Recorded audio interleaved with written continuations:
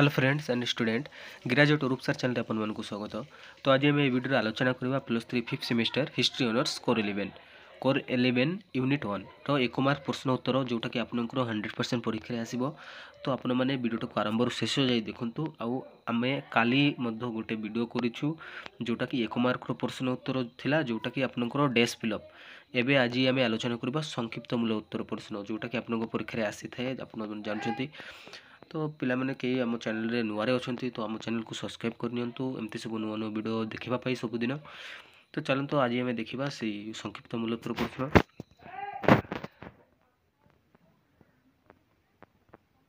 देखो काली जो आम आलोचना करछु सब ऊपर दिया है तो से प्रश्न जो आम काली आलोचना कर सारूँ आपण मन चाहे से वीडियो मध्य देखि पारिबे आम चैनल रे करा हिची काली रो वीडियो। तो गोटे शब्द रे उत्तर दियो देखो ये दिया है गोटे शब्द रे उत्तर दियो। तो फास्ट आम देखिबा आज एटा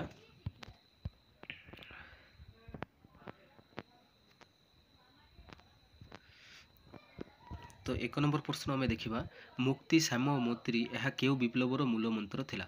उत्तर होछि फरासी विप्लव 1799।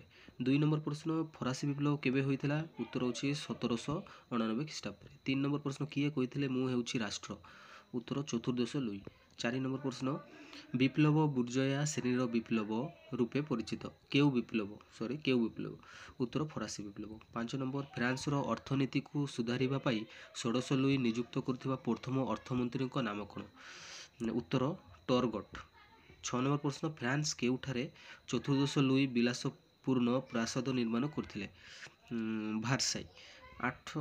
7 नंबर प्रश्न किए कहिथिले मो मस्तक उपरे विश्व ब्रह्मांड खसी पड़ुछि से माने मते किछि शिक्षा देई नांती।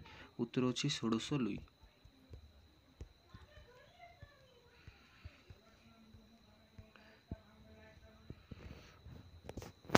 8 नंबर प्रश्न टरगट केबे फरासी राष्ट्र अर्थमंत्री पद ग्रहण करथिले। उत्तर 1774 ख्रीष्टाब्द। 9 नंबर प्रश्न मुक्ति साम और मंत्री केउ फरासी दार्शनिक आह्वान थिला। रूसो। 10 नंबर प्रश्न फरासी विप्लव समय फ्रांस रे केउ राजवंश शासन करथिले। बुबो। 11 नंबर प्रश्न फरासी विप्लव कहार उत्थान रे सहायक होइथिला। Napoleon Bonaparte. 12 नंबर प्रश्न फ्रांस रो केउ शासक मृत्यु पूर्वरु विलाप करिथिले मो परे महाप्लावन। उत्तर होछि 15 लुई। 13 नंबर प्रश्न केउ फरासी अधिपति राजत्व काल रे 7 वर्ष व्यापी युद्ध संगठित होइथिला। उत्तर होछि 15 Louis. 14 number spirit of the laws पुस्तक रो लेखक किए मॉन्टेस्क्यू। 15 नंबर प्रश्न सोशल कॉन्ट्रैक्ट पुस्तक रो लेखक किए रूसो। 16 नंबर प्रश्न किए कहिथिले मनीष मुक्त होई जड़ लाभ करिथाय मात्र प्रत्येक क्षेत्र रे से श्रृंखलाबद्ध रूसो। 17 नंबर जने श्रेष्ठ सम्भ्रांत हेउछंती जने व्यक्ति जी राजा को दर्शन करती और तांकर मंत्री मानक सहित कथोपकथन होती एवं जी धरी रखि थांती पूर्वपुरुषत्व ऋण एवं अवसर वृद्धि यह किए कहिथिले यह मॉन्टेस्क्यू कहिथिले। 18 नंबर फ्रांस रे केउ दुर्घटना को स्मरण करी जातीय दिवस पालन करा जाउछि। बास्ताइल दुर्गर पतन। 19 नंबर फरासी विप्लव फल रे फ्रांस रे केउ पुरातन व्यवस्थार समाप्ति घटिला। सामंतवाद। तापरे 20 नंबर साम्रांत माने युद्ध करती जाजक माने प्रार्थना करती जनसाधारण कर दियंती यह केउ देशर प्रवाद थिला फ्रांस। 21 नंबर फरासी विप्लव अवसर रे फ्रांस रो धर्मशास्त्र केउ नाम रे परिचित थिला। उत्तर Roman Catholic church. 22 number France रो मध्यवित्त श्रेणी को कौन कह जाउथिला बुर्जोया। 23 नंबर प्रश्न फ्रांस रे केंद्रीभूत शासन विपक्ष रे स्वर उठाई केउ दार्शनिक फरासी मध्य नवचेतना आनी मॉन्टेस्क्यू। 24 नंबर देखिबा फ्रांस रो केउ दुर्ग थिला अत्याचारी शासन रो प्राण केंद्र। उत्तर बास्ताइल। 25 नंबर बास्ताइल दुर्ग को पेरिस रो अधिवासी माने केबे अधिकार करिथिले। उत्तर ଜୁଲାଇ 14 1799 ଖ୍ରୀଷ୍ଟାବ୍ଦ।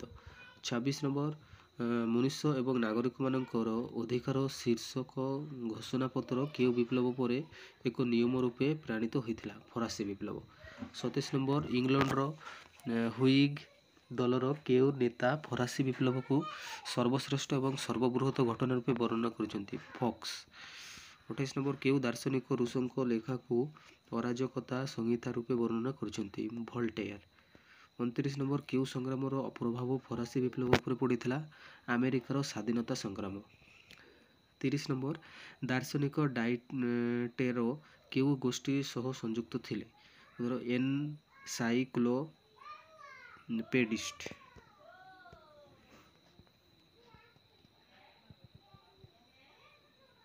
31 ନମ୍ବର ପ୍ରଶ୍ନ ହେଉଛି ଅର୍ଥନୈତିକ କେସନେ କେଉଁ ଗୋଷ୍ଠୀର ସହିତ ସମ୍ପୃକ୍ତ?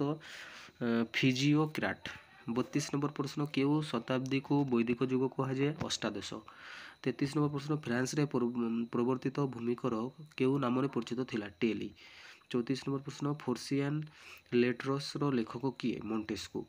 35 ନମ୍ବର କେଉଁ ମସିହାରେ ରାଜା ଷୋଡ଼ଶ ଲୁଇ ସାମନ୍ତମାନଙ୍କ ଏକ ସଭା ଡକାଇ ସୁବିଧାଭୋଗୀ ଗୋଷ୍ଠୀ ଉପରକୁ କର ଆଦାୟର ପ୍ରସ୍ତାବ ଦେଇଥିଲେ? ଉତ୍ତର 1787 ଖ୍ରୀଷ୍ଟାବ୍ଦରେ। 36 ନମ୍ବର ବୋବୋ ବଂଶର ରାଜାମାନେ ନିଜକୁ କାହାର ପ୍ରତିନିଧି ଭାବି ଶାସନ କରୁଥିଲେ? ଈଶ୍ୱରଙ୍କ। 37 ନମ୍ବର ଫରାସୀ ବିପ୍ଳବର ଅବ୍ୟବହିତ ପୂର୍ବରୁ କିଏ ଫରାସୀଠାରୁ ଭର୍ସାଇଲ୍କୁ ରାଜଧାନୀ ପରିବର୍ତ୍ତନ କରିଥିଲେ? ଚତୁର୍ଦ୍ଦଶ ଲୁଇ। 38 ନମ୍ବର ପ୍ରଶ୍ନ ଫରାସୀ ବିପ୍ଳବର ଅବ୍ୟବହିତ ପୂର୍ବରୁ କିଏ ଅତି ଘୃଣ୍ୟ ଲୁଇ ରୂପେ ପରିଚିତ ହୋଇଥିଲେ? ପଞ୍ଚଦଶ ଲୁଇ।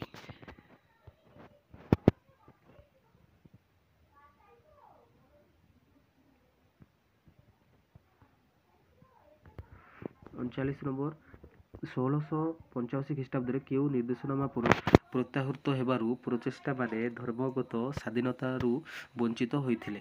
ନାସ୍ଟିସ୍ ନିର୍ଦ୍ଦେଶନାମା।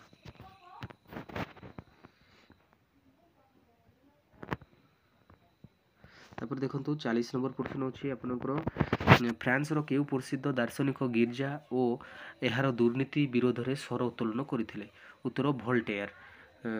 ତାପରେ 41 ନମ୍ବର ପ୍ରଶ୍ନ ଫରାସୀ ବିପ୍ଳବର ଅବ୍ୟବହିତ ପୂର୍ବରୁ ଫ୍ରାନ୍ସରେ ଗିର୍ଜାର ଧର୍ମଯାଜକମାନେ କାହା ଦ୍ୱାରା ନିଯୁକ୍ତି ପ୍ରାପ୍ତ ହେଉଥିଲେ? ପୋପ୍। 42 ନମ୍ବର ଫରାସୀ ବିପ୍ଳବର ଅବ୍ୟବହିତ ପୂର୍ବରୁ କେଉଁ ଶ୍ରେଣୀ ଦ୍ୱିତୀୟ ଶ୍ରେଣୀର ନାଗରିକ ରୂପେ ପରିଚିତ ଥିଲେ? ସାମ୍ଭ୍ରାନ୍ତ। 43 ନମ୍ବର ଫରାସୀ ଦେଶର ପାର୍ଲିଆମେଣ୍ଟ କେଉଁ ନାମରେ ପରିଚିତ ଥିଲେ? ଏଷ୍ଟେଟସ୍ ଜେନେରାଲ।